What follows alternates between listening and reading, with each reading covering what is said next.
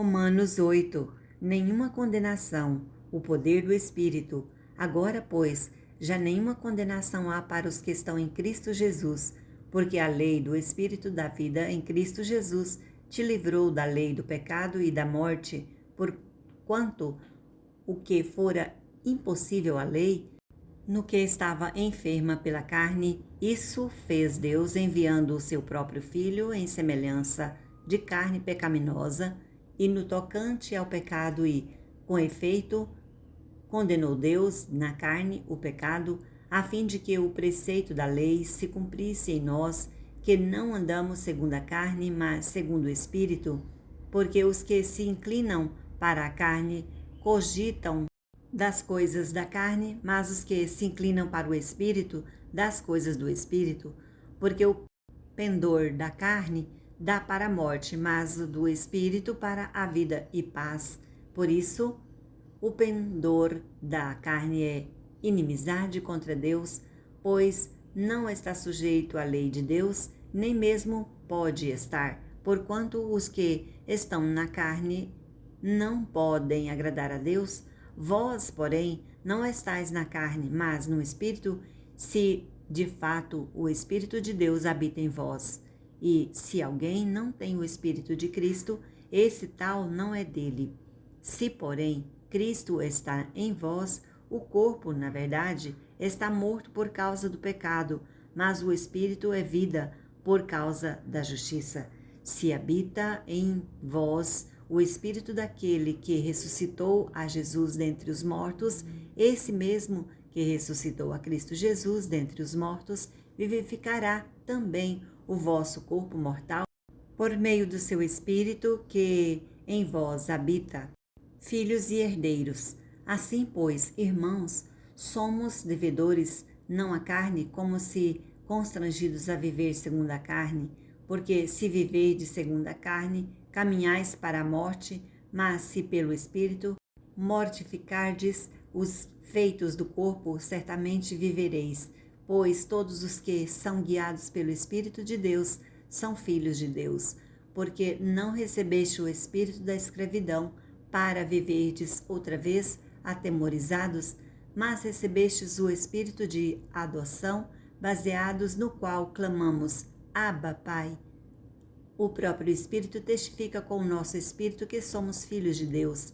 Ora, se somos filhos, somos também herdeiros, herdeiros de Deus e co-herdeiros de Cristo. Se com ele sofremos, também com ele seremos glorificados. Os sofrimentos do presente e as glórias do porvir. Porque para mim tenho por certo que os sofrimentos do tempo presente não podem ser comparados com a glória a ser revelada em nós. A ardente expectativa da criação aguarda a revelação dos filhos de Deus, pois a criação está sujeita à vaidade, não voluntariamente, mas por causa daquele que a sujeitou, na esperança de que a própria criação será redimida do cativeiro da corrupção para a liberdade da glória dos filhos de Deus.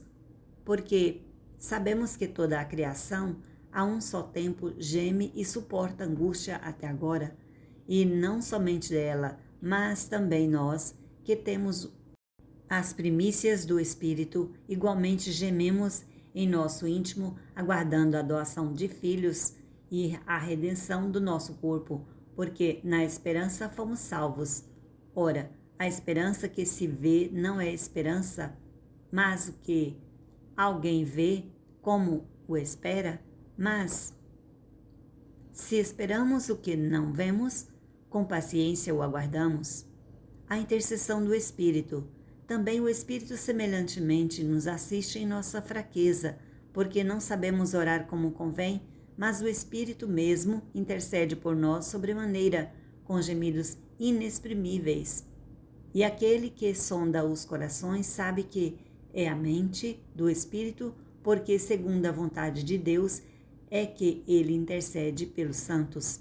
Sabemos que todas as coisas cooperam para o bem daqueles que amam a Deus, daqueles que são chamados segundo o seu propósito, porquanto aos que de antemão conheceu, também o predestinou para serem conformes à imagem de seu Filho, a fim de que ele seja o primogênito entre muitos irmãos.